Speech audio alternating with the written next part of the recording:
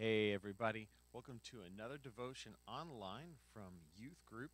We are doing a special 2-week series and we're going to put both parts up, but it's not going to be a full message, kind of like before. It's because we've actually leaned pretty hard on sharing some videos in Youth Group that we can't fully take credit for.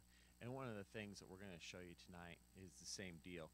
So make sure that you look in the description area below this video, because there is an optional but totally encouraged video you should go check out about midway through here from our friend Pastor Craig. And well, we'll get to that in a minute, but we're doing this series called Being Rich, at least in what matters most. We played a fun game on Wednesday night where we were pretending that we were exchanging GameStop stock and having all sorts of fun, seeing who could, quote, make the most money and imagining what it would be like if you really had that many riches. And then we challenged everybody and said, we all suppose it'd be nice to be rich, but what if we thought about it this way? You are rich. A lot of us often don't feel rich because there's plenty of other people who have things that we wish we had, or they have more than us. There's certain things we haven't attained yet that we think means rich, but the truth is, in this world, we are rich. If you go check out Pastor Craig's video, even if you're only watching maybe the first 10 minutes, he shares some crazy statistics that all of us should really take to heart, including that most of us, we live over our nation's poverty level, which is, well, as of a couple of years ago, somewhere around $33,000 a year, gets you in the top 1% of wage earners in the entire world. Think about that for just a second. If only one of your parents have a decent job, you still have more money than 99% of the world. Over half the world doesn't even have a car. They think having an automobile defines you as rich. Over 3 billion people, and here most of us come from families that have 1, 2, maybe more, depending on if the teenagers have cars as well. I won't talk too much about it, but it's all about perspective. And if you watch Pastor Craig's video, we get real good idea real quick that we are rich. And what does the Bible tell us to do if that is us? Well, 1 Timothy 3:17 through 18 tells us, and by the way, if you're recognizing those numbers, why does it seem so familiar? This is the verse that we've had printed on our Compassion Child bracelets for the last couple of years. Maybe you haven't taken some time to actually read it. Well, here's what it says. It says, command those who are rich in this present world. That's us, the people who have more than what we need. We have abundance. We're the rich ones in this world. We shouldn't be arrogant or put our hope in wealth. It says, command them to do good, to be rich in good deeds, and be generous, willing to share. So those who are rich, us, we need to be rich in good deeds and be generous. That's how we can be rich, especially in what matters most.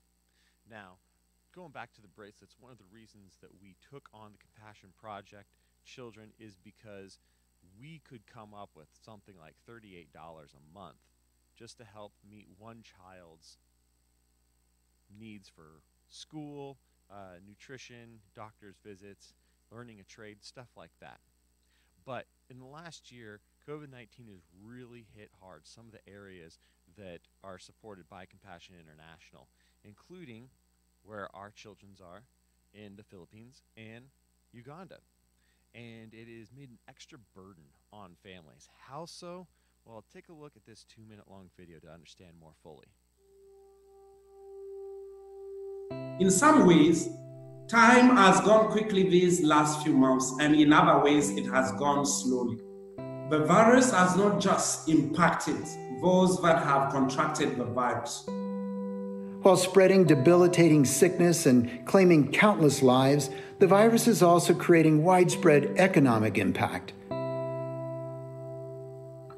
Unfortunately, people here are losing their jobs. No means to provide for the needs of their families. One area of concern is hunger. Imagine what happens when families who earn their food daily can no longer leave their homes to work or plant crops for next season's harvest. The poor are simply unable to feed their families. According to the United Nations, hunger related to the virus has led to the death of 10,000 children per month. And an additional 550,000 children are suffering from malnutrition so severe it can cause permanent physical and mental damage. The number of people facing acute food insecurity will nearly double this year. As always, the poor will be most vulnerable to these consequences, but because of the support of our wonderful frontline church partners, we know the people we serve will not face these difficult circumstances alone.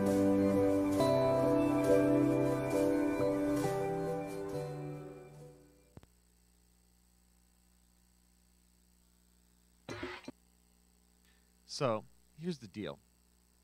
Obviously, these kids needed our help from the beginning just to make some semblance of a normal, healthy life. But from that video, you can tell that normal and healthy isn't happening. Right now, COVID-19 situation has impacted their families far for the worse. And as there's so many of us that we're just fine, we have more than we need, it's our duty as followers of God to be generous in rich and good deeds. Recently, I got a letter back from one of our 2 compassion children, Cheska, the girl, and she had wrote a really nice letter, an update, which I printed out, and feel free to come look at it at youth group next week. It broke my heart because amongst all the things that she wrote, she said, "Hey, I got your birthday gift. Thank you for that so much. And I want you to know that I bought food with everything that you gave me." And I immediately just got hit right in the heart. It just sunk, and I just couldn't believe it. Just this gift that we gave to this child this year, they had to choose to help their family buy food with that, and that just doesn't seem right.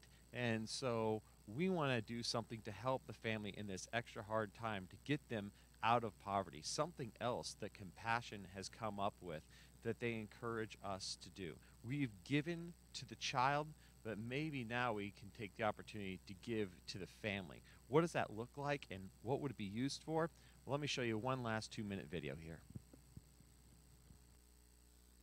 Hey everyone, my name's Taylor. I've been sponsoring for 5 years, and my little boy's name is Adam. Now, I will be straight with you. My story is not like most people. I received Adam's packet when I was at a team meeting. We were planning what was my first trip to Uganda. And Adam's packet slid across the table. He was wearing a pink shirt, and I just couldn't say no. And so fast forward 2-3 months, I'm in Uganda at the project that Adam attends, and I actually got to visit his family home as well. It was at his house where I really recognized some of those hardships and struggles that his family was going through. When I left, I also had this sinking feeling that not all of Adam's siblings were going to school. And so it just broke my heart to think that his siblings weren't able to go to school and have the same opportunity. I decided to give a family gift because I had given birthday gifts before, but I really wanted to give something that would bless the whole family. And so I gave, and I just prayed incessantly over it, and a few months later, I received a letter in the mail that I can show you in my letter binder. It says, "The family business is doing well. They're able to pay school fees for the other children." After that, I knew I wanted to continue to give family gifts. It wasn't until I had gone on my second trip that I realized that they had bought a goat, and this goat had literally multiplied and had twins. It was just such an incredible feeling. Like God was working in such big and powerful ways, and when you give, even if you can't give abundantly, God will multiply your gifts. And so I hope this encourages you, because these gifts not only have the opportunity to bless your family, but it has the opportunity for your family to bless others as well. And so if you feel called, if you feel led, give a family gift.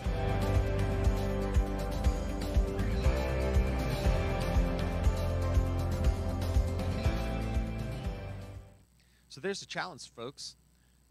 Family gift. We want to do one. We want to do one for each of our Compassion Children's families. We want to be able to help them out of this zone of poverty. When we give a gift tiered at different levels, I think the lowest is $100. We can do $150, $200, maybe even up to $3. We can do different things, or at least supply different things for the families. It'll be up to them and the representatives from Compassion working with them who will make sure it gets started as seed money into a business. It may be chickens that they can sell eggs in the market. It may be goats. It may be a sewing machine so the mother can sew clothes and sell those. Whatever it is, we're going to be the seed starters. We are going to help kick them off. We're going to be rich the right way. We're going to be rich in good deeds and be helpful and generous. And so we're calling all of you listening to help us part of a special donation next week at Youth Group. We want to take in money that is just for these gifts to the family, aside from what is normally given, our change each week, to the monthly cost of supporting one of these children. So check out the discussion questions that you missed out from Youth Group below and ask yourself how you have been blessed. How can you use that to be more rich in a way that honors God, and ultimately move yourself sometime this week to make a decision, take some action, and bring in a donation next week. Well, that's all we've got for you all right now. Thanks for listening. Sorry about the fan noise in the background. Hopefully this is still audible.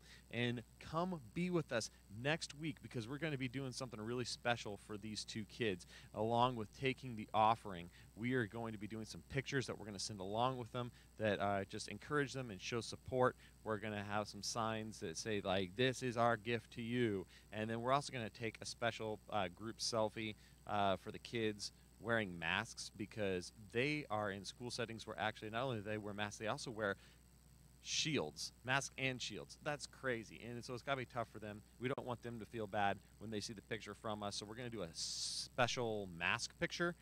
So if you've got a mask, bring one with you to Youth Group next week just for this picture. That's all that's required.